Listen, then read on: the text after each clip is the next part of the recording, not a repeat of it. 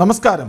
ആരും മറന്നിട്ടുണ്ടാവില്ല പ്രളയകാലത്ത് അമ്മുക്കുട്ടി കമ്മലും നബീസുമ്മ ആടും വിറ്റ് കുട്ടികൾ കുടുക്ക പൊട്ടിച്ച് മുഖ്യമന്ത്രിയുടെ 6 മണി ഷോയിലെ നന്മ നിറഞ്ഞ കഥാപാത്രങ്ങളായത്. അന്ന് തുടങ്ങിയതാണ് കടലാസിലെ നവകേരള നിർമ്മാണം. ഒറ്റ രാത്രി മഴയൊന്നാഞ്ഞു പെയ്താൽ ഭരിക്കാനിരിക്കുന്ന ഇടത്തിനു ചുറ്റും വെള്ളക്കെട്ടാണ്. നട്ടതെല്ലാം നശിച്ച് കണ്ണീർ മാത്രം വിളവെടുത്തവരെ ആശ്വസിപ്പിക്കാൻ പോലുമായിട്ടില്ല. നാടാകെ മഞ്ഞപ്പിത്തമടക്കം പകർച്ചവ്യാധിയാണ്. ക്ഷേമ പെൻഷൻ പോലും കൊടുക്കുന്നില്ലല്ലോ സർ. സാമ്പത്തിക പ്രതിസന്ധിയുടെ അങ്ങേയറ്റത്ത് നയാ പൈസയില്ലാതെ നടുവൊടിഞ്ഞ് നട്ടം തിരിയുന്ന കെട്ടകാലത്താണ് ലോക കേരള സഭയെ കോടികൾ കൊണ്ട് മൂടാൻ മുഖ്യമന്ത്രിയുടെ കൽപ്പന. സർ, കടന്നുപോയ ലോക കേരള സഭകൾ കൊണ്ട് നമ്മൾ എന്തു നേടി? വിനോദയാത്ര പോയി വന്നിറങ്ങിയ പാടെ കോടികൾ അനുവദിച്ചു കൊടുക്കാൻ എന്താണിത്ര തിടുക്കം? ഒരു ഇടതു സർക്കാരിൻ്റെ മുൻഗണന ഇതിനൊക്കെയാണോ? ടൈംസ് സ്ക്വയറിലെ ഇരുമ്പു കസേരയും ആളുകയറാത്ത 1.5 കോടിയുടെ നവകേരള ബസ്സും തുരുമ്പെടുക്കല്ലേ എന്ന് ആഗ്രഹിക്കാനല്ലേ നമുക്ക് പറ്റൂ. സ്വാഗതം ജനൻ ഡിബേറ്റിലേക്ക്. ചർച്ചയ്ക്കായി BJP നേതാവ് അഡ്വക്കേറ്റ് VP ശ്രീപത്മനാഭൻ, ഇടതു സഹയാത്രികൻ റജി ലൂക്കോസ്, IPF Dubai secretary Ramesh Manikkoth, മുൻ ലോക കേരള സഭാംഗം സാമൂഹിക പ്രവർത്തകൻ അഡ്വക്കേറ്റ് ഹാഷിഖ് തൈക്കണ്ടി എന്നിവർ ഒപ്പം ചേരും. ആദ്യം റജി ലൂക്കോസിലേക്ക്. റജി ലൂക്കോസ്, ഇത് വരാനിരിക്കുന്നത് 4ാമത്തെ ലോക കേരള സഭയാണ്. ആദ്യ 3 ലോക കേരള സഭ കൊണ്ട് നമ്മൾ എന്തു നേടി? പ്രവാസികൾ എന്തു നേടി? കൃഷ്ണരാജിന്റെ ആദ്യത്തെ ഫസ്റ്റ് ഇൻട്രൊഡക്ഷനിൽ ഉള്ള ഒരു കാര്യത്തിന് മറുപടി പറഞ്ഞിട്ട് ഞാൻ ഈ ചോദ്യത്തിലേക്ക് വരാം. അതായത് കൃഷ്ണരാജ് പറഞ്ഞ കുടുക്ക പൊട്ടിച്ച ആടിനെ വെച്ച് പാവപ്പെട്ട കേരളത്തിലെ ജനങ്ങൾ കേരളത്തില് പിന്നെ പ്രളയകാലത്ത് മറ്റു സംഭാവന കൈയഴിച്ച് സംഭാവന ചെയ്തത്, അതിനെ ഭിന്നിപ്പിക്കാൻ, അത് ഇല്ലാതാക്കാനാണ് നിങ്ങൾ പോലെയുള്ളവർ ശ്രമിച്ചുകൊണ്ടിരിക്കുന്നത്. പക്ഷെ കേരളീയരുടെ മനസ്സിനെ അതിൽ നിന്ന് ഭിന്നിപ്പിക്കാൻ നിങ്ങൾക്ക് ആർക്കും ഒരിക്കലും സാധിക്കത്തില്ല. അതാണ് കേരളത്തിന്റെ ഐക്യം. അതിൽ നിങ്ങൾ യാതൊരു സംശയം വിചാരിക്കേണ്ട.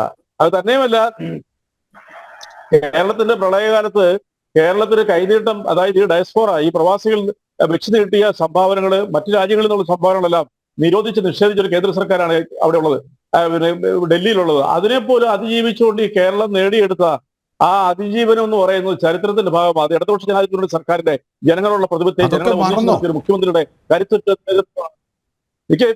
ഞാനൊന്ന് പുറത്തിരിക്കട്ടെ, പതിവായിട്ട് പോലെ തടയാൻ ശ്രമിക്കണ്ട. നമ്മൾ 4 പേരല്ലേ ഉള്ളൂ, നല്ല മാന്യന്മാരായ 4 പേരെ ചർച്ചയ്ക്ക് ഇരിക്കുന്നത്. അപ്പൊ അതിനെ അതിജീവിച്ചുകൊണ്ട് ഇപ്പോൾ നിങ്ങൾ പറയുന്നു കേരള സഭ ദൂർത്താണ്, കേരള സഭ 4ാമത്തെ സെഷൻ ആരംഭിക്കുന്നു, ലോക കേരള സഭ. നിങ്ങളൊന്ന് മനസ്സിലാക്കി, യുണീക്ക് ആയിട്ടുള്ള ഒരു ഓർഗനൈസേഷനാണ്, ഒരു സംരംഭമാണ് ഈ പ്രസ്ഥാനം എന്ന് പറയുന്നത്, ലോക കേരള സഭ എന്ന് പറയുന്നത്. എന്താണ് അതിന്റെ കാരണം? നമ്മുടെ ഡയസ്പോറയെ, നമ്മുടെ പ്രവാസികളെ, ലോകമെമ്പാടുള്ള പ്രവാസികൾ, അവരൊരു വർഷം കേരളത്തിലേക്ക് ബാങ്ക് വഴി അയക്കുന്ന പണം എന്ന് പറയുന്നത് 1,82,000 കോടി രൂപയാണ് ഈ കഴിഞ്ഞ വർഷത്തെ. അതിൽ 22% പോലും കേരളത്തിൽ ചെലവഴിക്കുന്നില്ല ഈ ബാങ്കിൽ. ബാക്കിയുള്ള ഏതാണ്ട് 77-78% ഉത്തരേന്ത്യയിലേക്കുള്ളവർക്കാണ് ഇത് ചെലവഴിച്ചുകൊണ്ടിരിക്കുന്നത്. പക്ഷെ അത്രയ്ക്കും വലിയ പണം കേരളത്തിന്റെ വളർച്ചയ്ക്ക് വേണ്ടിയിട്ട് ഏതാണ്ട് 4 പതിറ്റാണ്ടായിട്ട് നമ്മുടെ വിദേശ മലയാളികൾ നൽകുന്ന ഈ വലിയ സംഭാവന, കേരളത്തിൽ നൽകിയ വളർച്ചയും സാമ്പത്തിക ഉന്നതിയും ഓരോ മനുഷ്യരുടെയും ജീവിതത്തിൽ ഇതംപ്രദമായിട്ട് ഓരോ കാലഘട്ടങ്ങളിൽ അത് ചെലുത്തിയ സ്വാധീനം അപാരമാണ്. അപ്പൊ അവരോടുള്ള ഒരു നന്ദി പ്രകടനവും സ്നേഹവും, കേരളത്തിൽ പുതിയ സംരംഭങ്ങൾ തുടങ്ങാനായിട്ട് അവരെ ഒരു കുടക്കീഴിൽ കൊണ്ടുവന്ന് ആ ഒരു അവസരം ഉണ്ടാക്കിയ ഈ കേരള സഭയെന്ന്, ലോക കേരള സഭ എന്ന് പറയുന്നതിനെ നിങ്ങൾക്ക് എങ്ങനെ വിമർശിക്കാൻ സാധിക്കും? അത് തന്നെ തെറ്റല്ലേ? നമ്മൾ ആലോചിക്കുക, നിങ്ങളുടെ ഈ വിമർശനങ്ങൾ 182 പ്രവാസി പ്രതിനിധികളാണ് പങ്കെടുക്കുന്നത്. ഇതിൽ എത്ര പേരുണ്ട് പ്രമുഖരല്ലാതെ സാധാ പ്രവാസികളായി, തൊഴിലാളികളായി? അല്ല, അതിനുള്ളൊരു വ്യക്തമായ മറുപടി പറയാം. നിങ്ങൾ ഈ പ്രമുഖരെന്ന് ഉദ്ദേശിക്കുന്ന ആരെയാ? സമ്പന്നരെയോ? സമ്പന്നരും സാധാരണക്കാരും തമ്മിലുള്ള വിടവ് മാതൃകാപരമായിട്ട് തന്നെ ആശയങ്ങളിലും മറ്റു പല കാര്യങ്ങളിലും കേരളം മാറ്റിയെടുത്തത് നവകേരള സദസ്സിലുടനീളം കണ്ടതാണല്ലോ ആരാണ് പ്രമുഖരെന്ന്. അത് കേട്ടുള്ള പ്രമുഖരായിട്ടുള്ള വ്യക്തികളെ പങ്കെടുപ്പിക്കുന്ന എന്താ തെറ്റ്? അവരുടെ സംഭാവന ചെറുതാണോ കേരളത്തിൽ?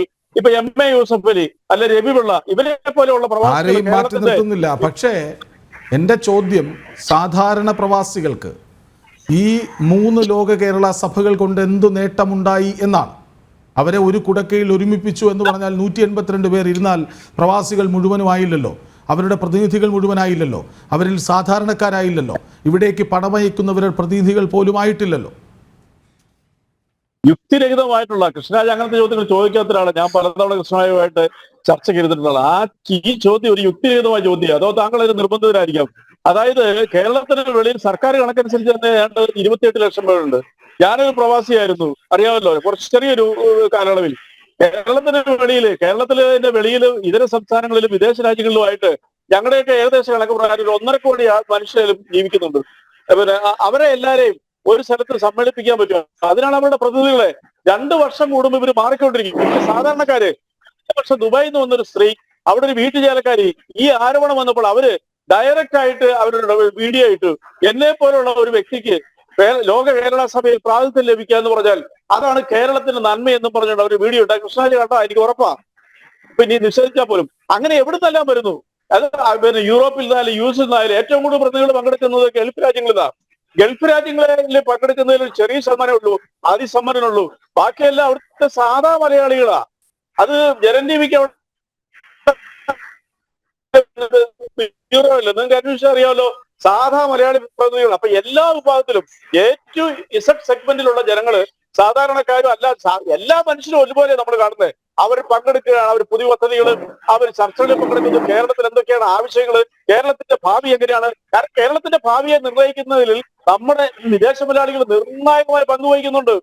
കേരളത്തിൽ നിന്നുള്ള പ്രതിനിധികൾ അതിനകത്തുണ്ട്. അപ്പൊ അല്ലെന്ന് ആര് പറഞ്ഞു? എന്റെ ചോദ്യത്തിന് ഉത്തരം ഇപ്പോഴും അങ്ങ് തന്നിട്ടില്ല. എന്ത് നേടി കഴിഞ്ഞ 3 തവണത്തെ ലോക കേരള സഭ കൊണ്ട്?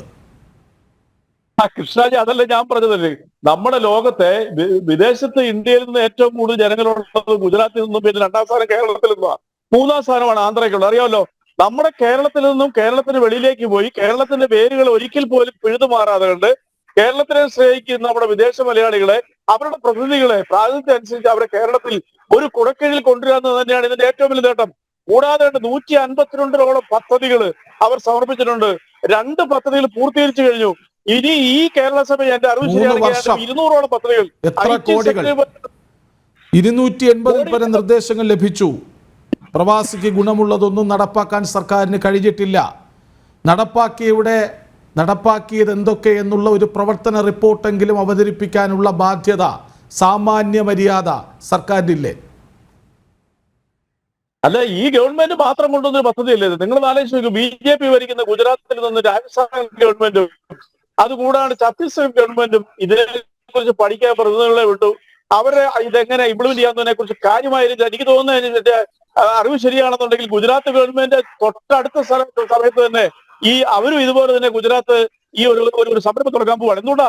അവരുടെ ഗുജറാത്തിൽ നിന്നും വിദേശ രാജ്യങ്ങളിൽ മറ്റേത് സംസ്ഥാനത്താണെങ്കിലും അവരെ ഒരു കുടക്കീഴിൽ കൊണ്ടുവരാന്നുള്ളത് മാതൃകാപരമായി ഇപ്പോഴും കുടക്കീഴിൽ തന്നെയാണ്. ഞാൻ അങ്ങയിലേക്ക് വരാം. 2 പേർ വിദേശ മലയാളികൾ, പ്രവാസികൾ 2 പേർ നമുക്കൊപ്പം ചേരുന്നുണ്ട്. ഒരാൾ IPF ദുബായ് സെക്രട്ടറി രമേശ് മാണിക്കോത്താണ്. മറ്റൊരാൾ മുൻപ് ലോക കേരള സഭാ അംഗമായിരുന്ന ആളാണ്, അഡ്വക്കേറ്റ് ഹാഷിഖ് തൈക്കണ്ടി. ഞാൻ ആദ്യം രമേശ് മാണിക്കോത്തിലേക്ക് പോകുന്നു. രമേശ് മാണിക്കോത്ത്, കഴിഞ്ഞ സഭയിൽ നിരവധി നിർദ്ദേശങ്ങൾ വന്നു. അതിൽ 67 എണ്ണം നടപ്പാക്കാവുന്നതായി തിരഞ്ഞെടുത്തു. 56 സംസ്ഥാനം സ്വയം ഏറ്റെടുത്തു, ഞങ്ങൾ ചെയ്തു കൊള്ളാം എന്ന് പറഞ്ഞു. നടപ്പാക്കിയത് 2 മാത്രം. അതിൽ തൃപ്തരാണോ പ്രവാസികൾ? നമസ്തേ.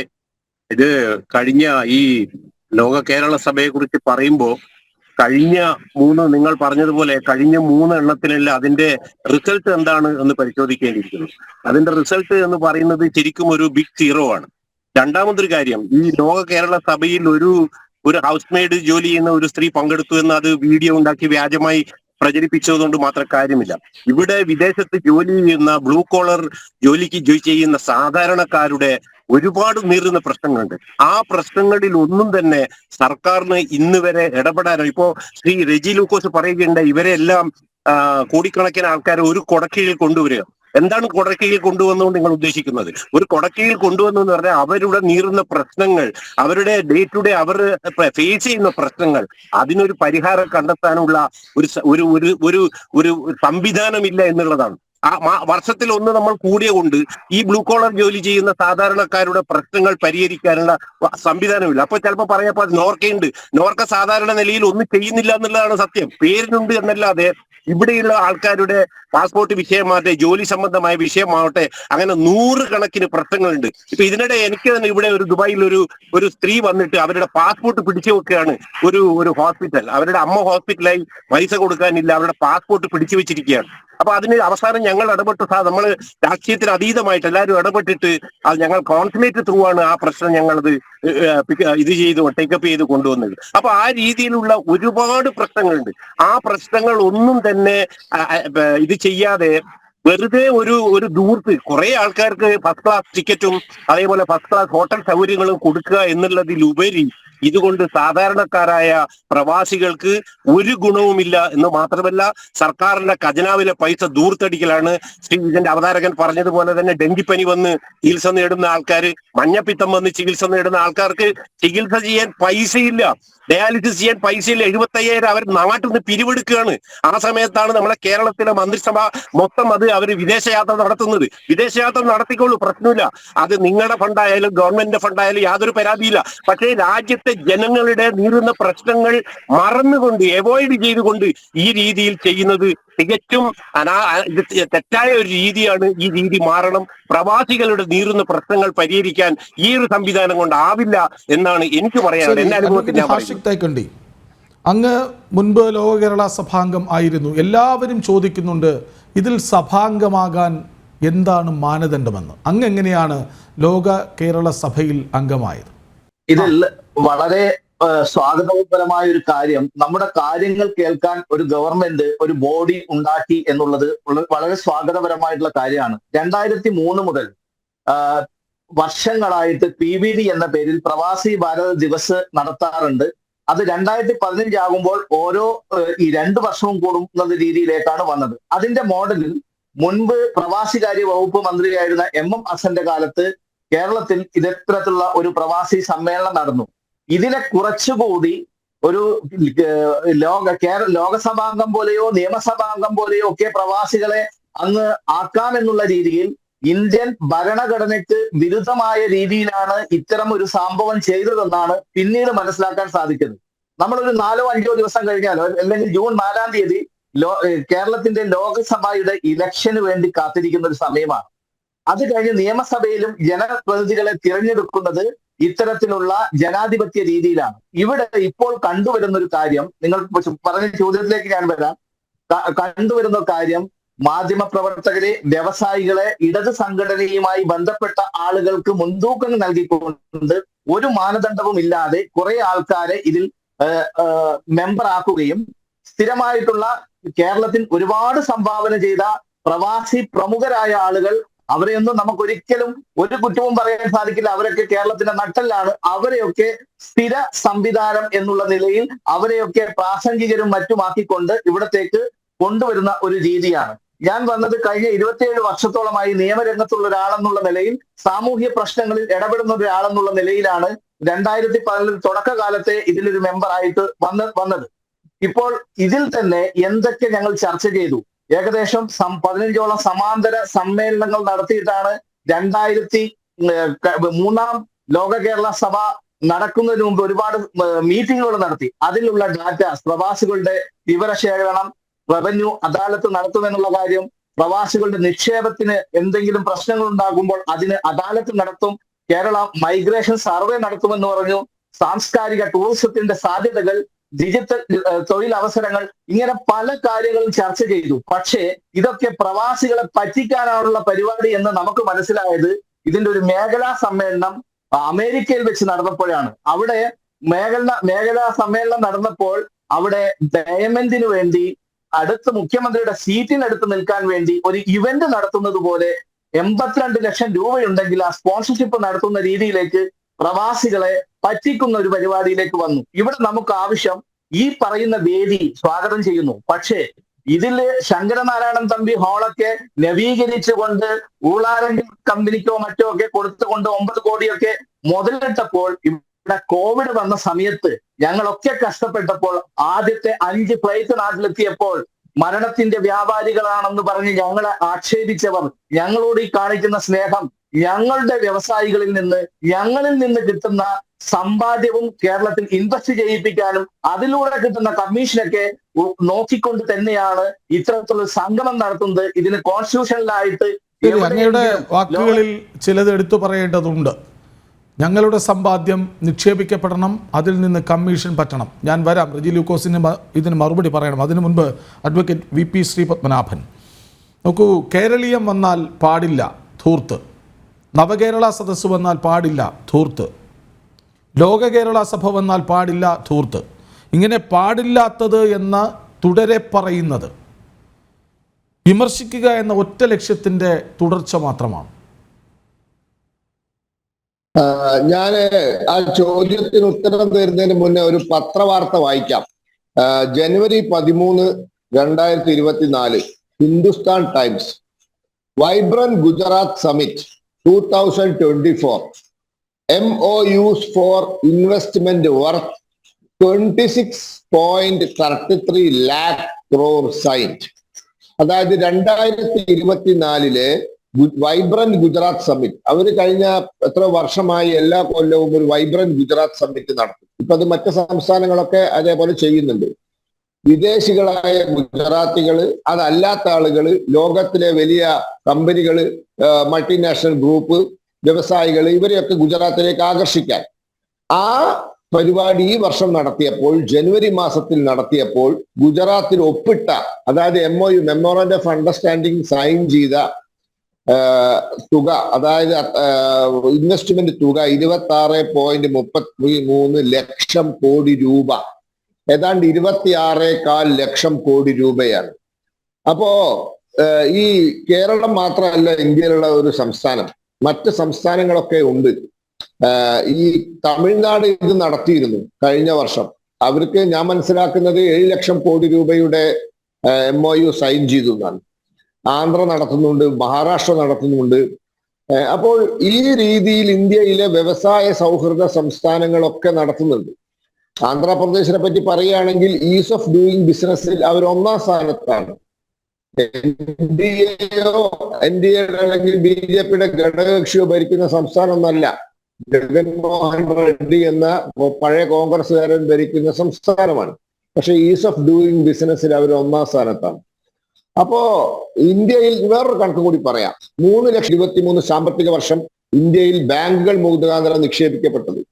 അതിൽ 43,000 കോടി രൂപ അത് പോയത് ഉത്തർപ്രദേശ്, ഗുജറാത്തിലേക്കാണ്. ഉത്തർപ്രദേശിലേക്ക് ഏതാണ്ട് 38,000 കോടി രൂപ പോയി. അതുപോലെ തന്നെ മഹാരാഷ്ട്ര പോയി, ഒറീസ പോയി. ഇതെല്ലാം പോയി അവസാനം കേരളത്തിലേക്ക് വന്നത് 2 എത്രയോ കോടി രൂപയാണ്. അപ്പൊ ഞാൻ മനസ്സിലാക്കുന്നില്ല ഇവരെന്താ ചെയ്യുന്നത്. ഇവിടെ ലോക കേരള സഭ നടത്തണം എന്നാണ് നമ്മൾ പറയുന്നത്. നടത്തണം, എല്ലാവരും നടത്തും പോലെ നമ്മളും നടത്തണം. ഗ്ലോബൽ ഇൻവെസ്റ്റ്മെന്റ് മീറ്റ് പണ്ട് നടത്തിയിരുന്നല്ലോ, അത് പിന്നെ നിർത്തലാക്കിയത് ഒരു ഗുണമില്ലാഞ്ഞിട്ടാണല്ലോ. അപ്പോ അങ്ങനെ നടത്തിയാൽ പോരാ, റിസൾട്ട് വേണം. കഴിഞ്ഞ തവണ റെക്കമെൻഡ് ചെയ്തത് 67 പദ്ധതികളാണ്. അതിൽ 11 കേന്ദ്രത്തിനോട് ശുപാർശ ചെയ്യാൻ പറഞ്ഞു. ബാക്കി 56 3 മാത്രമാണ് നടപ്പിലാക്കിയാൻ ശ്രമിച്ചതും നടപ്പിലാക്കിയെന്ന് പറയുന്നതും. അതിന്റെ തന്നെ ഡീറ്റെയിൽസ് ഇല്ല. ആദ്യത്തെ ലോക കേരള സഭ ദുബായിൽ നടന്നപ്പോൾ അതിൽ ഒരു 6 നടപ്പിലാക്കിയെന്നാ പറയുന്നത്. അതിന്റെ ഡീറ്റെയിൽസ് ചോദിക്കുമ്പോൾ കൊടുക്കുന്നില്ല. പിന്നെ അതിന് ഓഡിറ്റ് ഇല്ല എന്ന് പറയുന്നു. ഓഡിറ്റ് വേണ്ട എന്ന് പറഞ്ഞൊരു നിയമം കൊണ്ടുവരുന്ന കാര്യം ആലോചിച്ചുകൊണ്ടിരിക്കുകയാണ്. കേരളത്തിലെ ഒരു പ്രമുഖ പത്രം ഇതിനുമായി ബന്ധപ്പെട്ട ആ സർക്കാർ സംഘടനയിൽ വിവരാവകാശ നിയമപ്രകാരം ഹർജി കൊടുത്തു വാങ്ങിയ വിവരങ്ങൾ അടങ്ങുന്ന ഒരു ഫീച്ചർ തന്നെ അവർ ആ പത്രത്തിൽ പ്രസിദ്ധീകരിച്ചു. ഇതൊക്കെ രേഖകളുടെ കണക്കിന്റെ അടിസ്ഥാനത്തിലാണ്. ഇന്ത്യൻ ഡയസ്പോറ അല്ലെങ്കിൽ കേരള ഡയസ്പോറയെ അവരെ പരിപോഷിപ്പിക്കാനും അവരെ കേരളത്തിലേക്ക് ആകർഷിക്കാനും അവരുടെ പണം കേരളത്തിൽ നിക്ഷേപിക്കാനും വേണ്ടിയാണ് ഇത് ചെയ്യുന്നതെന്നാണ് പറയുന്നത്. ഒരു കാര്യം നാം മനസ്സിലാക്കണം. 30 വർഷം 40 വർഷം മുമ്പൊക്കെ മലയാളികൾ ഗൾഫിലേക്ക് പോയിരുന്നു. ഇന്നും അത്യാവശ്യം പോകുന്നുണ്ട്. പക്ഷെ ഇന്നത്തെ ട്രെൻഡ് ഗൾഫിലേക്കല്ല, യൂറോപ്യൻ രാജ്യങ്ങളിലേക്കും കാനഡയിലേക്കും US ഓസ്ട്രേലിയയിലൊക്കെയാണ് പോകുന്നത്. ഇങ്ങനെ പോകുന്നവർ തിരിച്ചു വരുമോ എന്നുള്ള കാര്യം ചിന്തിക്കണം. ഇപ്പൊ ഏത് കുടുംബം എടുത്തു നോക്കിയാലും 3ഉം 4ഉം കപ്പിൾസ്, അതായത് ഒരു 40 വയസ്സ് അല്ലെങ്കിൽ 35 വയസ്സിന് താഴെയുള്ള ഭാര്യയും ഭർത്താവും ചെറിയ കൊച്ചുങ്ങളും അടക്കം ഈ പറഞ്ഞ രാജ്യങ്ങളിലേക്ക് കുടിയേറുകയാണ്. ഇവർ നാളെ ഇവരുടെ അച്ഛനും അമ്മോ മരിക്കുന്നത് വരെ എന്തെങ്കിലും പൈസ ഇങ്ങോട്ട് അയക്കും. പിന്നെ ഇന്ത്യയിലേക്ക് വരാൻ പോലും അവർക്ക് താല്പര്യമില്ലാത്ത ഒരു അവസ്ഥയിലേക്ക് ആ കാര്യങ്ങൾ നീങ്ങുന്നത്. അവരൊക്കെ സിറ്റിസൺഷിപ്പ് എടുക്കുകയാണ്, അവിടെ സെറ്റിൽ ആവുകയാണ്. അപ്പോ ഗൾഫിലേക്ക് പോയ ഒരു സാഹചര്യമല്ല ഇന്നുള്ളത്. ഇന്നുള്ളത് റിട്ടേൺസ് ഇല്ലാത്ത പ്രവാസിയായി മലയാളി മാറിക്കൊണ്ടിരിക്കുക. അപ്പോ ഈ ഒരു സാഹചര്യത്തിൽ ഈ പരിപാടി നടത്തണ്ട എന്ന് ഞാൻ പറയില്ല. പക്ഷെ ദൂർത്തല്ല ലക്ഷ്യം. ദൂർത്ത് നടത്തിയിട്ട് എന്താ കാര്യം? ഇന്ത്യയിലെ വിവിധ സംസ്ഥാനങ്ങൾ നടത്തുന്നത് പോലെ ഫലപ്രദമായ ഇൻവെസ്റ്റ്മെന്റ് മീറ്റ് നടത്തി അവരുടെ സംസ്ഥാനത്തിൽപ്പെട്ട വിദേശത്ത് സെറ്റിൽ ചെയ്തവരാണെങ്കിലും അല്ലെങ്കിലും അവരെ ആകർഷിച്ച് ആ സംസ്ഥാനത്ത് ഇൻവെസ്റ്റ്മെന്റ് കൊണ്ടുവരാൻ സാധിക്കണം. അതോടൊപ്പം ഈ പറഞ്ഞ പോലെ ചെറിയ ജോലി ചെയ്ത് ജീവിക്കുന്ന ആളുകളുടെ ക്ഷേമം ഉറപ്പുവരുത്താൻ സാധിക്കണം. ഇന്നും വിദേശ രാജ്യങ്ങളിൽ, പ്രത്യേകിച്ച് ഗൾഫ് രാജ്യങ്ങളിൽ കുഴപ്പത്തിൽ ചാടുന്നവർ അവിടെ പ്രവർത്തിക്കുന്ന സാമൂഹ്യ സംഘടനകളെയും ഇന്ത്യ ഗവൺമെന്റിന്റെ കീഴിലുള്ള എംബസികളെയുമാണ് ആശ്രയിക്കുന്നത്. പ്രത്യേകിച്ച് ശ്രീമതി സുഷമ സ്വരാജ് വിദേശകാര്യ മന്ത്രിയായതിനു ശേഷം വളരെ റെസ്പോൺസിബിളുമാണ് നമ്മുടെ വിദേശകാര്യ മന്ത്രാലയവും അതിന്റെ കീഴിലുള്ള എംബസികളും.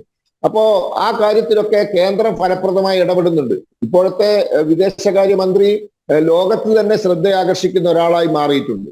അപ്പൊ അതുകൊണ്ട് കേരളത്തിന് ഗുണമുള്ള എന്തെങ്കിലും ഉണ്ടാവണം. ഇതുവരെ നടത്തിയ 3 എണ്ണത്തിൽ നിന്നും കേരളത്തിന് ഗുണമുള്ള ഒന്നും ഉണ്ടായിട്ടില്ല. ഏതാനും ചില വ്യക്തികൾക്കും ഈ എന്താ പറയാ അധികാര കേന്ദ്രങ്ങളുടെ ഇടനാഴികളിൽ തിരിഞ്ഞു നടക്കുന്ന ആൾക്കാർക്കൊക്കെ ഗുണം ഉണ്ടായിട്ടുണ്ടാവും. അങ്ങനെയല്ല നടത്തേണ്ടത്, ഗുണമുള്ള രീതിയിൽ നടത്തണം. അങ്ങനെ നമ്മുടെ സംസ്ഥാനത്തേക്ക് നിക്ഷേപങ്ങൾ വരണം, നമ്മുടെ സംസ്ഥാനത്തെ ജനങ്ങൾക്ക് ഗുണം ഉണ്ടാവണം, വിദേശത്ത് ജോലി ചെയ്യുന്ന മലയാളികൾക്ക് ഗുണം ഉണ്ടാവണം. ശരി, ഞാൻ അങ്ങയിലേക്ക് വരാം. ശ്രീ റജി ലൂക്കോസ്, അഡ്വക്കേറ്റ് ഹാഷിഖ് തൈക്കണ്ടി പറഞ്ഞ വാക്കുകൾ, ശ്രീപത്മനാഭൻ പറഞ്ഞ വാക്കുകൾ രണ്ടും ചേർത്താണ് എൻ്റെ ചോദ്യം. ലോക കേരള സഭയിലൂടെ പ്രവാസികളെ ഏകോപിപ്പിക്കുക, അങ്ങ് പറഞ്ഞതുപോലെ ഒരു കുടക്കീഴിൽ കൊണ്ടുവരിക, അവരുടെ ആവശ്യങ്ങൾ കേൾക്കുക, നിർദ്ദേശങ്ങൾ കേൾക്കുക, അതിന് പരിഹാരം കാണുക.